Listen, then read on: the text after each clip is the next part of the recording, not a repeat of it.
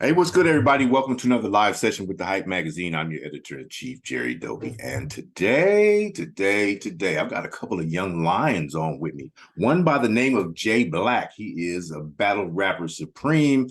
And then we have the historian from heaven named France. He is from the Let's Talk Battle Rap podcast. And he's here to be the subject matter expert in case we trip up, slip up, flip up, Yes. whatever, when we're talking about the subject. So first, I'm gonna start off with you, Jay Blac. Welcome. I appreciate you, man.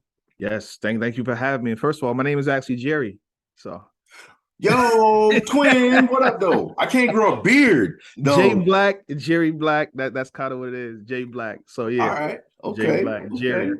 Nice Yeah. to meet you, brother. Nice Nice to to meet meet you. you, brother. All right, all right. So look, we got you versus who's gonna be coming up on the homecoming. Well, Next, again, I'm the commentator. Again, you're the I wouldn't compare commentator. myself to Stephen A. Smith at all. I think we're in the same lane, but how he delivers and how I deliver, I'm more Max Kellerman. So I'm the commentator for the day and kind of the online host aspect for when you cut in between battles.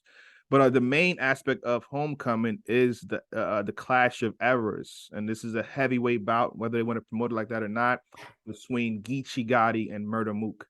Yes, that's the gist of it. That's the gist of it. When we unpack, that's The the main. dude, he's going against the dude. Yes, Murder Mook versus Geechee Gotti, URL's heavyweight, probably most important. The way we could break this down is probably the most important battle of the year. Mm. And that's going down November 6th on Caffeine, right? November Caffeine is 6th, URL's Caffeine. Yep. okay. It's Yes. So Caffeine is the streaming platform. Caffeine URL, which is used to the be lead. Smack URL, if I Yeah, recall, like it's still when it Smack first kicked URL. up. It's still Okay. Smack URL. So this And it's you just kind of Caffeine is a streaming platform. okay. Yeah. So they just kind of shortened it to the Ultimate Rap League now. They don't really call Yeah. it Smack Yeah, URL. it depends on if they drop on YouTube or not. The YouTube clips say it only says Smack URL, but when they go here, it says URL TV presents. So I guess that's easier for them. Okay. Okay. Yeah. So you're the commentator. I love Max Kellerman. So this ought to be dope. I am Yeah. going That's to kind of sign why. up for Caffeine just so I can watch this joint. You know what I mean? Yeah. I came up in Los Angeles. So, Global Flotations and Project Blowed and cats like that, Micah Nine, all those cats, AC Alone. Those were like kind of my heroes. The Dragon's Den, which was the Asian version of a battle league headed by Joey Slick from Joint One.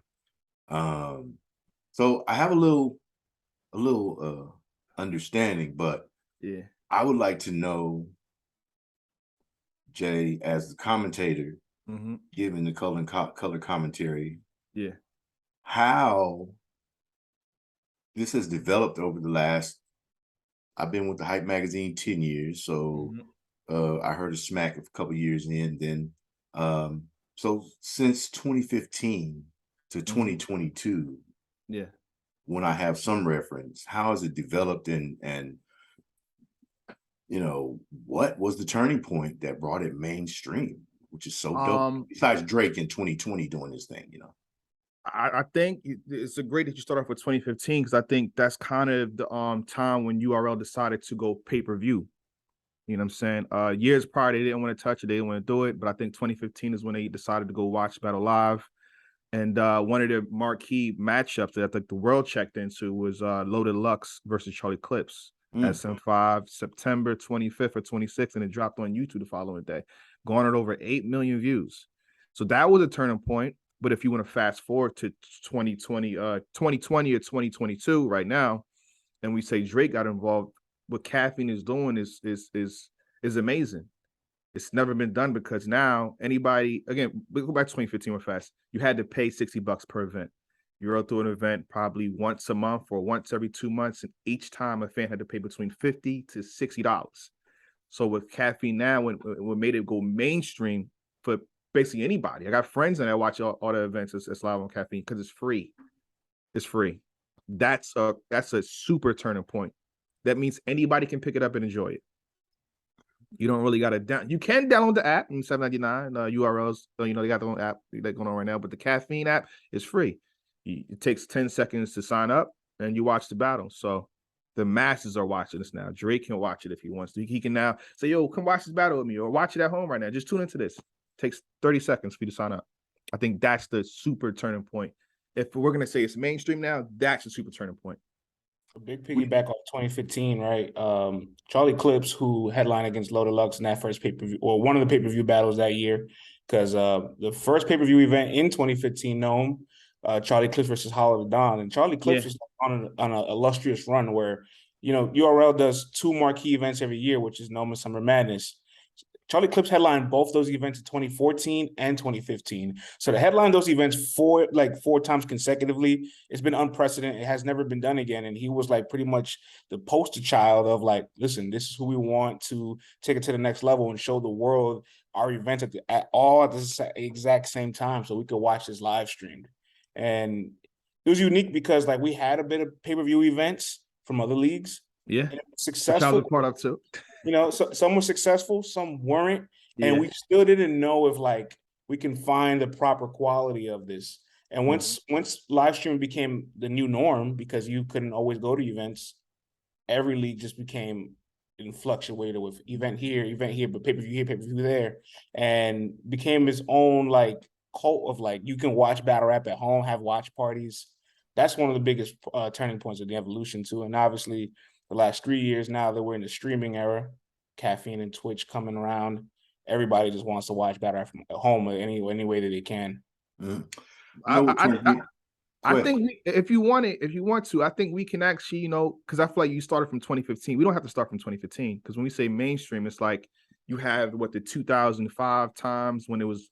They like to say pissy hallways and gritty. They battle for free. I feel like the huge turning point when money got involved. I mean, it depends on how far you go in the rabbit hole. We can stop right there, but if you want to go to 2005 to 2010 and 2012, there's a big rabbit hole, right? Because we can go there if you want. Only because people always say, "Oh, it's mainstream now," not realizing 20 years ago, before Smack DVD or the Philly DVDs, battle rap was on television. Blaze battles, Fight Club, Power Summits, all this battle 106 in Park. Battle rap was televised. So what more mainstream is being on TV where you couldn't curse and you had to rap within a time limit. So it kind of started in that bubble, if you're not going to count anything from the 90s, of course. So I don't feel like it's like this thing's like it's just commercialized now. It's just being distributed in different areas because the niche is growing and the audience for the niche has become its own industry in its own bubble. And you have to pay the MCs a large amount of money right now. Back then, they battled for free. I think Arsenal's one of the first paid guys when he battled Awkwards, I believe, or even when he battled what did he battle again? Conceited, Grind Time. I think he got like $1,000. So now these guys get upwards of 100,000, sometimes 50,000. Cassidy, I think he got 200,000 one time. Yeah, but I watched that battle. Cass, he got served. You said it. You said it, not me. You said it, not me. Listen, shout out to Cassidy. I've been told I'm a hater for saying what you just said. Bump that. It's my show. He got served.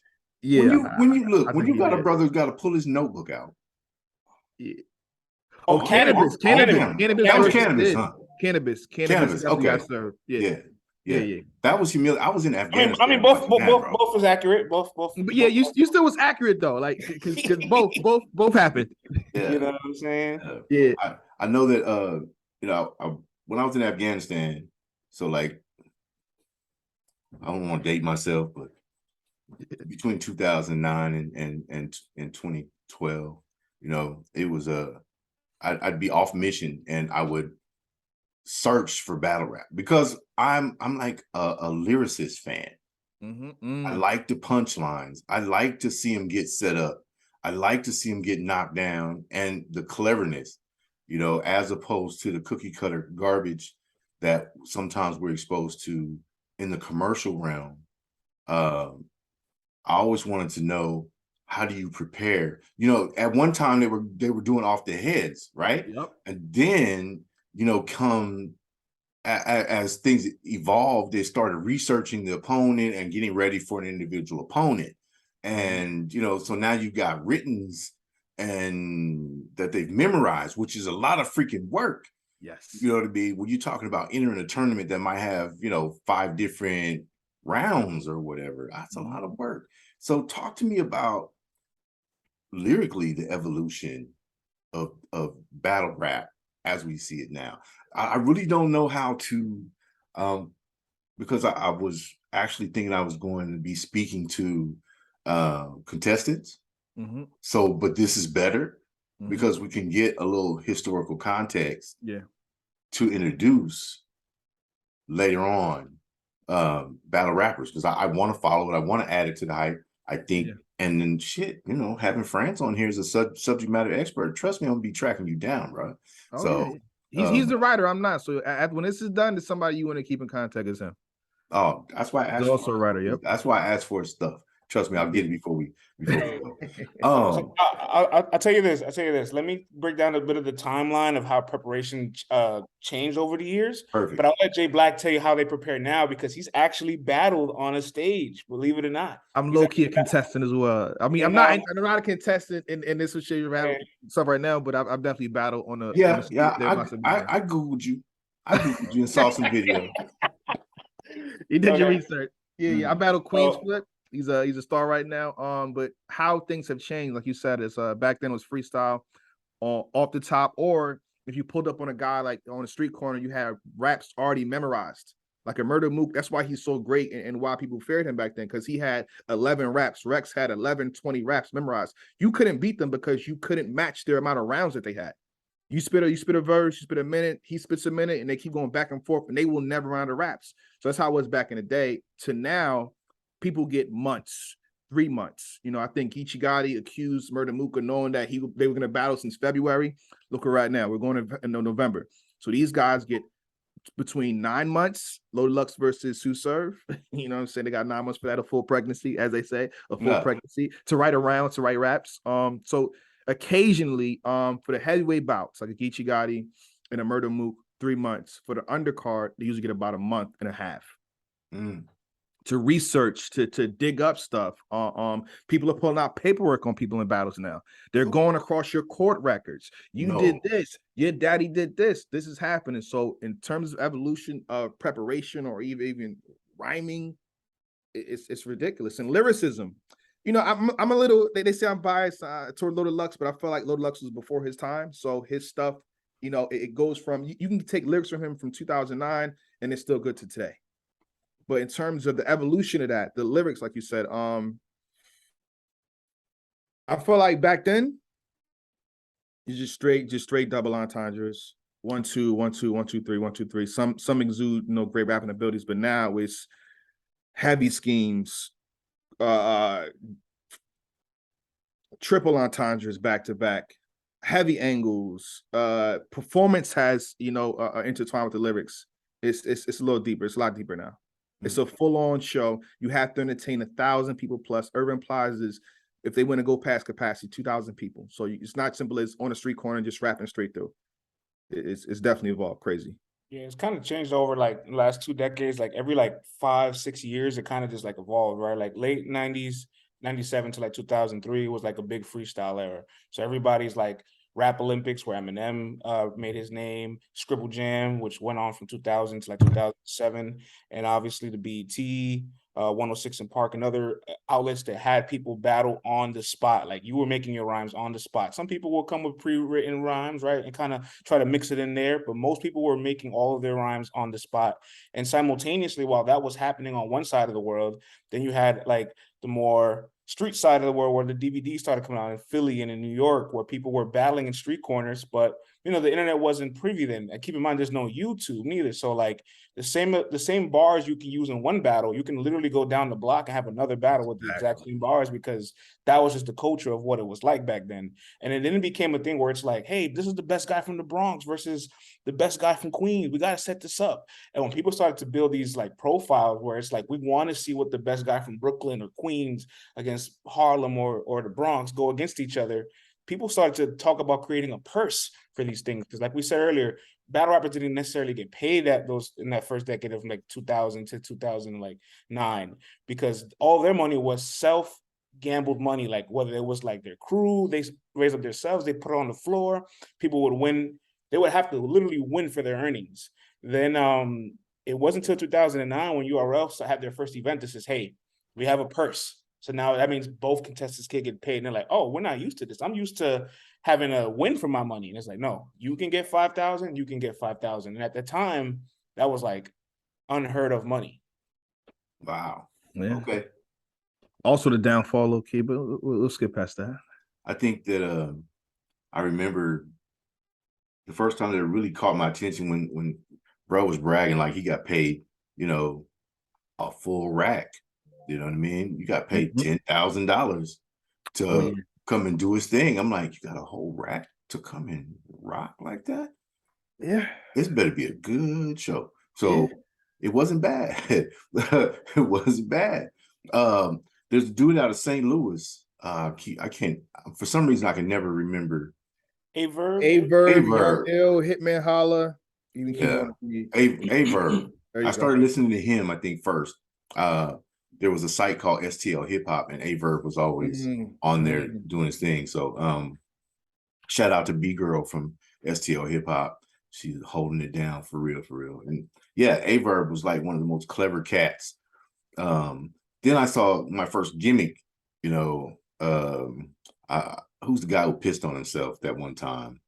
Sounds like daylight. White guy stood there and he said his last punchline and then he just pissed on himself. And I'm going, really? This what we doing now? You taking away from your lyrics to stunts? Okay.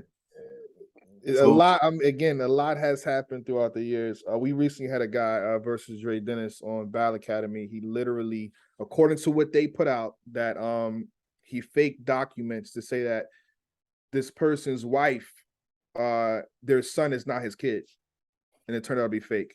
So the stunts that they do nowadays is ridiculous. Even about 5 years ago, Queen Slips League, the Quiet Room, J.J literally stone cold stunnered his opponent. So somebody pissing on yourself, that's the least of what's been happening throughout the years. You know, now it's all like content based. So like, because there's so many battles happening, we're literally on to one battle and on to the next one. Yeah. Like if we're talking about one battle for more than 2 weeks, it really stood out for that reason. It's really hard to get your battle talked about more than 10 days at a time. So people do things to be viral and to create moments so that it can be like some kind of time capsule and live forever.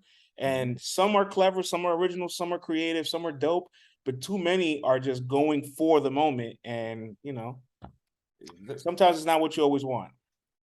It would seem to me that with popularity and the money coming in, you know what I mean, as with hip hop culture, breeding the culture of rap, understand for me the distinction. Hip hop culture, then there's a culture of rap. It would seem to me the commercialization of the cultures and these arms, these spokes from the main wheel have started to degrade the culture and its different elements. When you're going, instead of concentrating on your lyrical missiles, you're concentrating on, you know, what stunt I can pull. You know, how does that affect the wins though, when they start doing crap like that, you know, making paperwork and whatnot? How does that affect the flow of the competition? Now, I will say this. It really, I feel like not to toot our own horn right now, I feel like France is definitely a part of this and we call it champion. It didn't affect it at all. Like these things, people doing this, it had no effect. You get booked again. you're probably booked prior to, you're gonna be booked afterwards. You could even choke in the battle. It affected it when we came together as like a committee and ranked these MCs, and we would call out like, "Yo, that battle you get no points for." So again, to kind of pivot back to the actual homecoming card, it's coming down in New York on November 6th. URL Caffeine, Geechee Gotti. They call him a 3-time champion for a reason, something that we put together, and we decided to rank these brothers for what they've done throughout the year. And again, if you did a great in the battle, you were very lyrical, you had angles, you had this and that, we credit you. You won this battle. So a guy that's doing those things that we're gonna get into, like, oh, he did a Stone Cold Stunner, we're not really checking for that battle. We're not giving you points for that battle. Okay. So on the fans' perspective, on our side of things, it's a loss for them. Okay. So those things. I get why they pick the moments though. I get it because like an event is probably like 5-6 battles at minimum. Some events go way longer, right? And so if a battle is a 3-round battle, you have, let's just say 6 battles standard, even though keep in mind, sometimes it could be more. As a fan in the building, you're going to listen to about 42 rounds of rap that night. You know what I mean? It's very unlikely you're going to be able to retain that much lyricism live in effect. And so you're going to walk away with the moments and highlights and peaks that resonated the most with you. And so that's why everybody kind of chases those moments, because it's like, this is how I can be memorable. This is how you can walk away from this event remembering me. Like you can, if you go on an open mic poetry, like, you listen to all these poets and they're all so talented, they're so amazing. But after like 2 hours, your ear just becomes numb to all the art. It's a lot to retain. So if somebody did something where they kind of like fell while they were reciting their poem, slammed on the floor and got back up, you were like, oh, remember that guy, that guy fell. Mm-hmm. Any little key component to just give you a competitive edge to last in the memory of the fans is what people chase for. So, real fast, there's a good side to it and there's a bad side to it. It's like, again, a guy pissed on himself or a guy stone cold stunning someone. We're going to remember that, but in a bad way. So you got Charlie Clips versus Yoshi. He literally brought out one of his friends dressed as Jesus, and it was good. It was really good. It made sense. It hit. He's calling her out on being a thought, and he brought Jesus out to save her. So like, that's very memorable. And like, okay, we give a lot of points to that. So you gotta be careful on how you do these gimmicks, so to speak. So the production value is raising. Yeah. And like you said, definitely. Some people are thoughtful, okay. Like they actually sat in a writer's room and says, let's put this together as a presentation, and we're gonna make the most of our moments on stage. So definitely. This homecoming though, you've got, and you said it's a heavyweight battle. I mean, like, we can get into that depth. I know we're not the contestants, but trust me, we've got enough information from a Murder Mook, from a Geechee Gotti, from a Jazz to Vixen to kind of speak on things that they've already spoken on. So we can get into that. I'm getting ready to get into it right now. How you telling me what to do? I got all this gray hair. My fault, Jerry. Okay, Jerry. All love. So what I was going to say is, you calling it a heavyweight battle. Mm-hmm. Murder Mook, come on now. Mm-hmm. My wife's family is from Long Beach, New York, and so Murder Mook is a hometown hero. And then Geechee Gotti is from Compton, and I spent, though I was born in Kansas, I spent a lot of my time in South Central Los Angeles, so I kind of feel where he's coming from. I'm not from his neighborhood. I rock with a different part of the city, but I'm just like, the styles are so opposite, and yet the effect of each one of these cats is the same. They're precision surgeons. Yeah. Just crazy. What are you expecting? I'm expecting somebody to be bad. And I know that sounds like very vague to say, but I'm expecting a clear 30. You know what I mean? Because I'm watching what Murder Mook is saying. He did a press conference. France was there. And he feels confident about his rounds. He says rounds to other people. And for some reason, after seeing that press conference, Geechee Gotti puts in his Twitter handle, "I'm the king of New York." To hear a press conference on how confident a man is, and then you decide to say, okay, I'll raise you one. I'm a king of New York. I gotta know what you wrote down to say that you're the king of New York. We've seen Danny Myers say, and he wasn't treated right. And I'm pretty sure Geechee Gotti saw that. So for him to double down and say, and to put that and say that and tweet this multiple times, this is not going to be a battle where it's debatable, in my opinion. Somebody gonna get hurt. Somebody got to get knocked lyrically out. Bottom line. Yeah. Mook is highly nuanced, has, and on top of being nuanced lyrically, he actually is one of the few battle rappers I know that uses like timbre and intonation in his delivery, making it kind of musical in a way at some points, like as in, I can't quote an exact battle, but I've listened second to him. round versus Averb. I can't quote it myself either, but that second round, that's kind of what I would assume you're getting at. Yeah. I'm like, okay, he changed it up and the Mm-hmm. presentation and the style. I'm like, he didn't sound like that earlier on. Mm-hmm. There's a whole vocal pitch change, the delivery changed. He was more in his diaphragm when he I was just like, okay, that's different.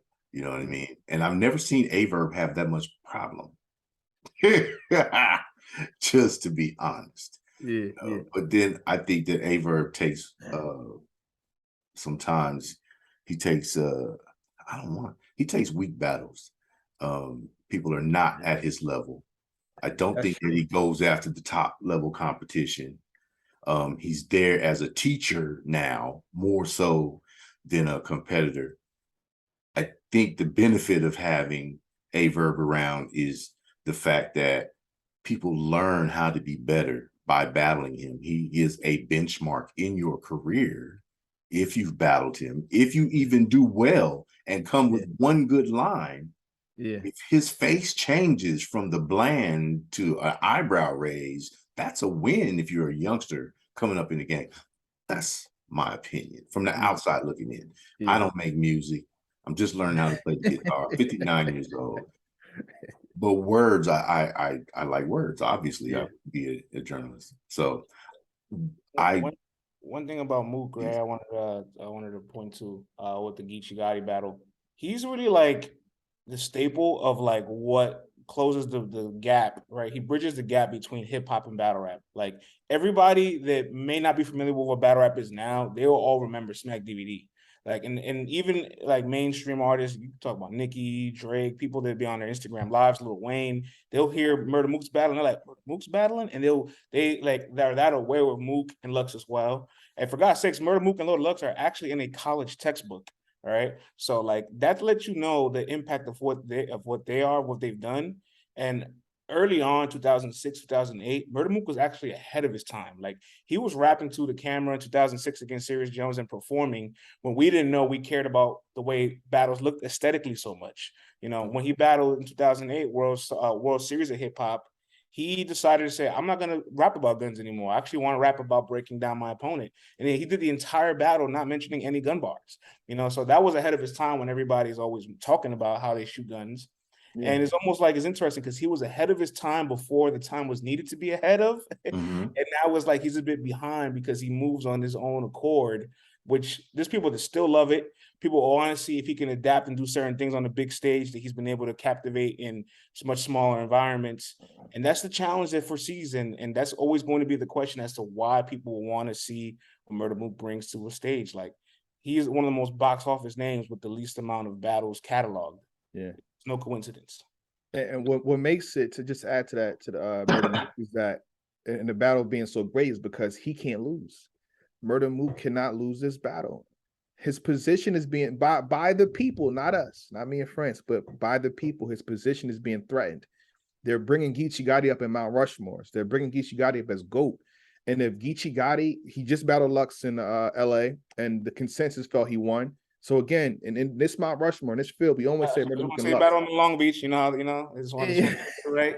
It definitely right. My fault. So Long Beach, that's what we need France here for. You know what I'm saying? So Murder Mook and Lux are the two names. That's like in battle rap, that's the two names people you always hear. If you create a list, you hear Murder Mook and Lux. And the people felt that Geechee Gotti beat Lux. Geechee Gotti can't beat Murder Mook now. The things that they're going to say about this man is ridiculous because, again, and I felt like in an era, the Murder Mook era, when he battled Party Artie, he battled Cardi, he battled Weeze, Loaded Lux the first time, Serious Jones, Jay Mills, Young Hot, all these guys, it was Murder Mook's face. Murder Mook was the champion.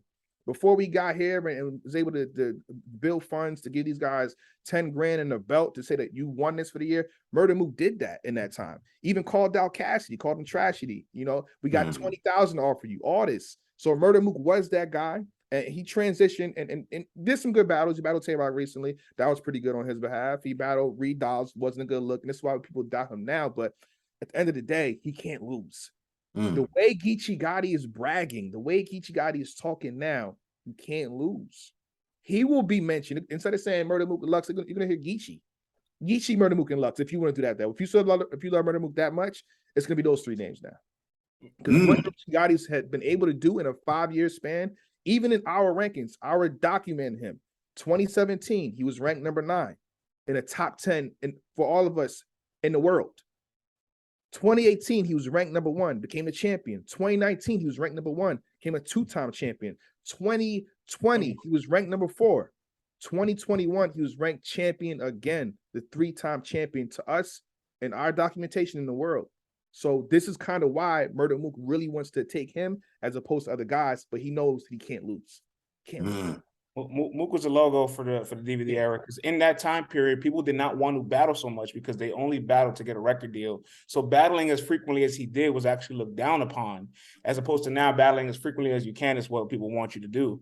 And when Geechee Gotti says, "I'm the king of New York," I just think about like Kendrick Lamar in the Control verse. I'm the king of New York. And it just triggered everybody, because there's nothing more that people from the West love to come and just snatch that respect back from the East. And shout out to Geechee. He's been doing it for perennial years now. You know what I'm saying? He's actually never performed at Irving Plaza in his career. You know, Irving Plaza was a benchmark venue for battle rap all the times it was in New York before they decided to expand all over the country. And that's the one place he's never been. It's almost as if like you're a basketball player, you got 30, 40, 50-point games in, you know, TD Garden, you know what I'm saying, American Airlines Center, the Staples Center. You did it all, but you haven't gotten in the Garden yet. You're like, oh, I get to go to the Garden? Every year I've been injured, I couldn't play in the Garden, you know what I'm saying? And now my one time I get to go to the Garden, haven't dropped 30, 40, 50 here yet? Oh, yeah. Oh, yeah. Yeah. Okay. Heavyweight matchup. What I'm understanding is this is going to be like having Muhammad Ali and any one of his other heavyweight fights. Oh yeah, you know what I mean? Yeah. Frazier, Ali, Thriller in Manila. You know what I mean? Yeah, I'm excited, and I'm gonna. I was actually, while I was waiting on you guys to come on, I actually was on caffeine starting my profile, so I can become a member and watch the joints for free. Yeah. You know, I'm like, okay. I would like to know, what are you most looking forward to, aside from Geechee Gotti and Murder Mook? You know, in the spotlight. What are you most looking forward to from this homecoming? Well, we got one. We got one, and this is perceived as, you know, it's the expectation of this matchup is to be a clear 30, a body bag, and this is no disrespect to Jack Boy Maine, but K-Shine versus Jack Boy Maine, and it's so bad, the matchup in terms of the matchup, that if Jack Boy Maine wins this, it might be the upset of the year. You have K-Shine from New York battling Jack Boy Maine, right? The king of bands and all that stuff, but again, he has a viral clip online. I believe, if France, you correct me, over 1 million people saw it. Different sports outlets use this that don't even care about battle rap, and is dissing everything about New York. Fuck the Nets. I mean, F the Giants. F this. F, like, he's disrespecting F Tims. Anything that's loved in New York, Jack Boy Maine done this, and I feel like K-Shine is surgical at times when he wants to be.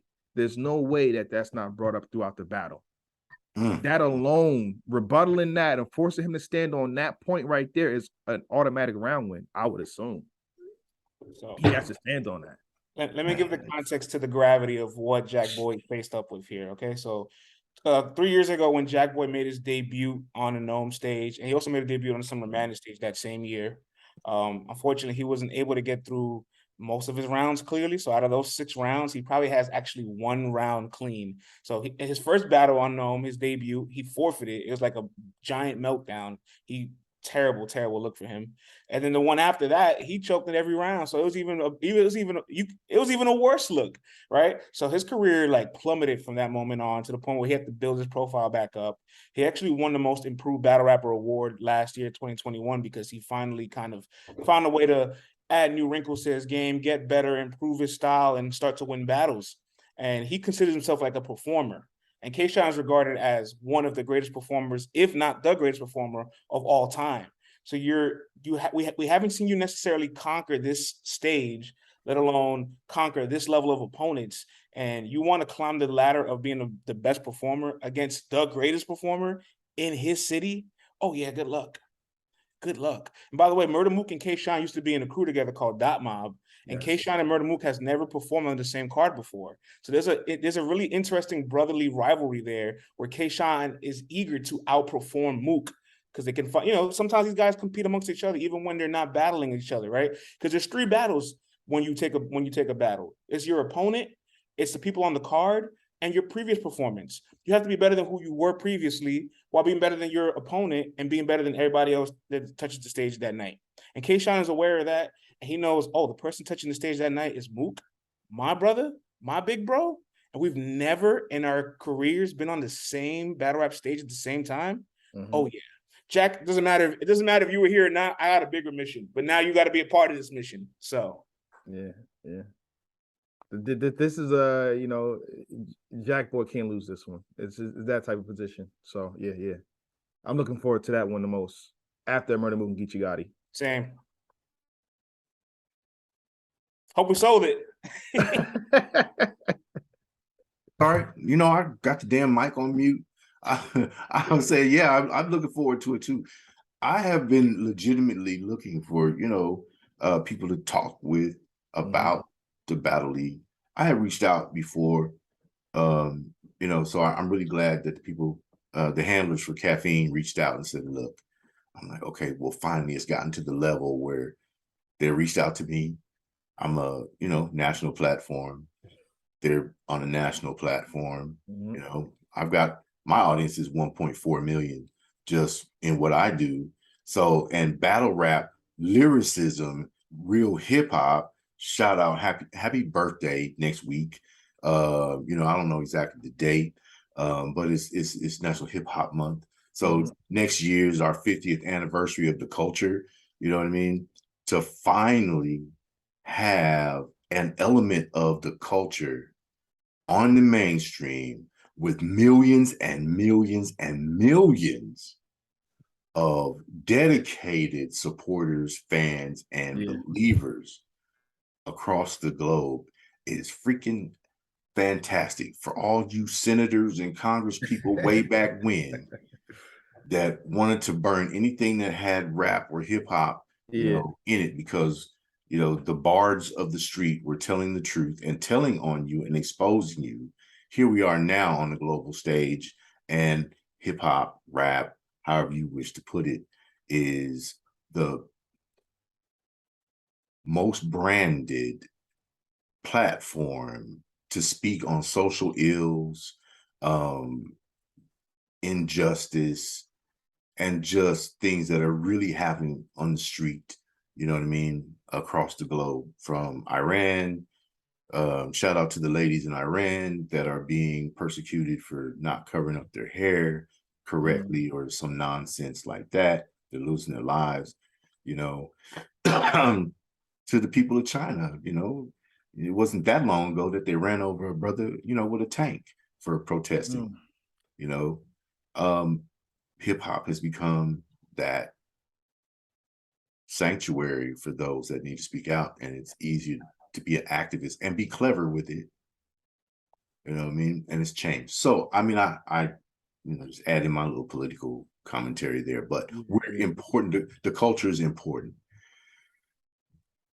I, never really expected the battle rap scene to become commercial and become dominant once again. I think I saw a commercial the other day, a mainstream freaking, excuse my language, white bread commercial that had some elements of, they were zinging it. I'm like, oh, really? Okay. I like that. And then, I know this is your show, but I actually have a question for you. Why do you think parody of battle rap is bigger than battle rap within itself? Why is it that all forms of battle rap that's not the actual art is bigger than the actual art? I feel like anything, and it's just historically, anything that has led the way is always overshadowed by that which follows. So real battle rap, real hip hop is a threat to the narrative that the mainstream has tried to put down. How do you take away the sting of an insult? You add a joke at the end. So if we were all free to serve the lyrical missiles the way that they need to be served, if I were able to, do another feature on the ownership of the major record labels of the private prison industrial complex and lay them out and name names, which I can, how would they take away the power? Somebody from Fox News like Tucker Carlson would, come through and make a joke of it and say, why are we taking it that seriously? So they take the sting out of Malcolm by bringing you Stokely Carmichael, who said the same thing, but he said it differently. They take the sting out of Murder Mook or Big L putting it down by bringing you Harry Mack, who is a dude who's vicious as a freestyler, you know what I mean? But he's not the same as, he's showing the skill set of delivering the rhymes and things like that, but he's not giving you the content that the masters of old did. You can't, compare Matisse and a Basquiat and say that Matisse is telling you the story of the hood the same way that Basquiat is telling you about the Black experience during the Renaissance. Same with the parodies of battle rap. You feel me? They're taking the sting out of what it is the culture has to say. Yeah, it makes sense. Makes total sense. I'm a little old. I got some gray hair. I understand a few things. Yeah. You understand a lot of things. I just, like sometimes people want battle rap to be bigger than what it is. And if you just think about where it's been from the last 20 years, it's massive. It's huge. But they feel like it's underwhelmed of its peak, right? Especially when you look at like analytical trends, Google trends, you search URL, you search certain names, Murder Mook, Low Deluxe, all types of terms of battle rap, they all lead to a peak in 2014, which was, it makes sense. That's one of the biggest years. Cassie made a return.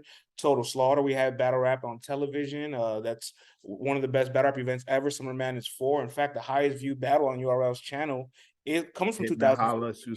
Yeah, so 2014 was like our peak year, and everybody feels like we haven't hit that. And I just kind of tell people like, well, I'm not 100% confident this is supposed to be this level of idea mainstream that you guys want it to be, because if we want it to be the way that we're enjoying it, it's cultivated within its niche. Because everybody else can take what we're doing and make it much bigger than what we're doing, but we don't like it that way. Mm-hmm. So, yeah. Okay. I'm going to respect your time. I would love to have you guys back. I'm willing. Okay.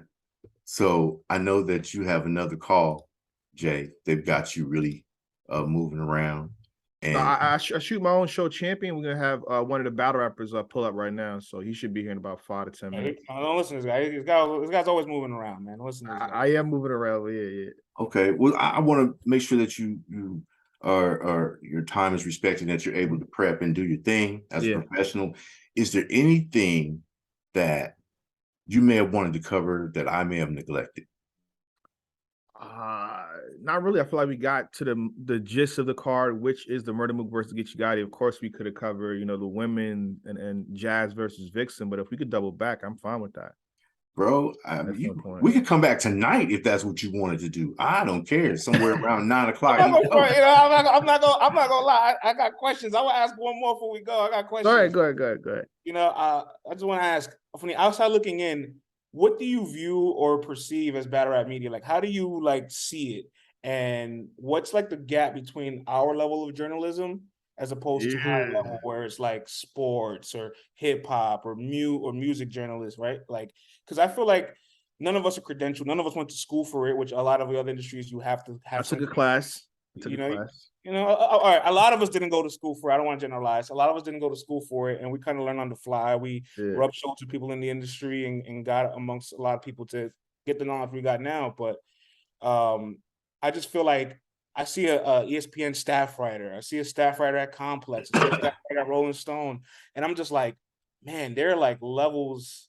I don't want to say like levels above us, but they're working in a way that I don't feel like anybody in our industry is necessarily geared towards, you know what I mean? Or I don't feel like we're cut in that cloth. Am I making sense what I'm saying without trying to downplay who we are? That makes sense. I understand precisely what you're saying. What I hear you to be saying is that maybe the urban journalists, bloggers, etc., are not as prepared as others that are considered tier 1 journalists. All right. There used to be a clear classification. Tier 1, 2, 3, and 4. Internet journalism was tier 4. Digital was tier 4. With the advent of the internet, which was 2009, if I'm not mistaken, when it was released, people didn't recognize the validity of the internet. They didn't think that people would flock to it. So citizen journalism, which is where places like Examiner and CNN iReport and Yahoo Contributor Network, those were citizen reporters. So they were people who were just talking about items that they felt without any necessarily formal training. And then in writing, they weren't necessarily using or trained to use AP Down style in their writing, how to write a headline. They wrote the way that they spoke. And we're in the age of babies raising babies. So those who mastered the King's English are not really passing down. They're not available to pass down those journalistic trends. So it's important for people to educate themselves, rub elbows, not to toot my own horn, but to toot my own horn. I'm a damn good interviewer and journalist, but you know who I pay attention to? I pay attention to a brother called Torre. Now we're talking about, he does the hip hop. He was been on MSNBC. He was a commentator for CNN. This brother is deep, and now he's on the grill, but if you watch and he explained to me his interview style. So people that I study those that you would like to present and you'll gain your respect from other journalists so that when you're on the red carpet or when you're in the event or when you're laying down a story, make sure that you cover the who, what, when, where, and why, flesh those out, and there's your story that everybody can understand. Don't try to talk above your education level, because a lot of times the people that you're talking to are not at that level either. So when we write for 6th grade level. I don't want to use endoplasmic reticulum or Golgi apparatus to talk about a semi-permeable membrane when I could say, yeah, it's like a cheesecloth. It lets shit in, but it don't let shit out. Yeah. You know what I mean? So that's the only difference. It's just, it's just production value. It's just studying those that came before to polish your conversation. And then when an interview, in my opinion, when an interview goes from an interview to a conversation and that other person is bringing value that you didn't expect, that is a compliment to you on the other end of the microphone. So listen aggressively. Let them lead you through the conversation. You have guideline questions that you want to ask, but they're always going to give you the items that they want to talk about. If you pay attention, we are so self-centered as Americans that oftentimes in a conversation, it's the I as opposed to the you, or you heard me say, what I hear you to be saying is, because I could be wrong, my interpretation, my perception, hype, which is how you perceive everything. That's what our name stands for, is how you perceive what the other person is bringing to you. Pick out the nuggets that they're delivering to you. Unpack them if you have time. Like I'm getting messages that, Jay's got to go. And so we're probably over the time that, we're good. And I want to respect that. But hopefully that answered your question. And you know, I'm here to volunteer, brother. If you want to talk to me about journalism, look, I started as a citizen journalist, but I'm a military brat. So we moved around and we're always in the South. So I was too dark for the white kids to play with. I was too light for the black kids to play with. And by the time you made friends, you were moving. So Encyclopedia Britannica, those were my friends, Funkin' Wagnalls, you know, books. I had the entire Star Wars collection in paperback before they made the first movie. So that was 50 deep. Those were my friends.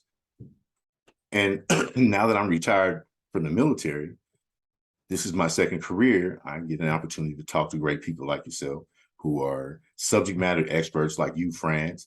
Jay, you're also a subject matter expert and a performer. So I get to get educated and edified to talk about something that I freaking love with people that know more than me. So I get to be the student. Anyway, Dime Magazine I'm Live. learning from you. I'm learning from you right now. Okay. Okay. Man, I'm just sitting back. Yeah, I'm soaking this in, man. Yeah, bro. I get on my soapbox, but I would love to have an extended conversation with you. Most certainly, I would just love to talk battle rap and the industry, you know, at some point, and then what it's like. You know, Jay Blac, you know what it's like to be an artist on the stage, serving it up and receiving, you know, the feedback. So it takes a lot of intestinal fortitude, in my opinion, to hit center stage, to take your art from a private reflection to a public display, you know what I mean? And assault sometimes on somebody else. And you're dependent oftentimes early on, as I saw, you were dependent on the crowd to tell you who won, as opposed to having a panel of qualified judges, so to speak. You know what I mean? So I'll say this, and I'll close with it. When Sway declared Rick Ross to be the lyricist of the year on that MTV show, I was pissed the fuck off. Rapper of the year he got. Lyricist of the year. I'm like, Sway, are you serious? You let MTV do that to you? So I've interviewed Sway since then, and I did bring it up. I'm like, bro, come on, answer me this. Riddle me this. November 6th, Smack URL on Caffeine. It is the homecoming. It's going to be Murder Mook and Geechee Gotti. Murder Mook is repping the NY. Geechee Gotti is from Compton, California. It's going down. With me today, I've had the commentator Jay Blac and the amazing podcaster from Let's Talk Battle Rap, France. I will be following you both. Please follow me back. I would be honored. I'm definitely gonna follow you. Yeah. Most definitely would like to reconvene and have a conversation, and we can talk more about journalism. We can talk more about battle rap, and I can get educated. And our people who celebrate the culture of hip hop can get more knowledgeable about the history of one of the key elements of the culture. Until then, we're out. Peace. Shake my hand. Appreciate you.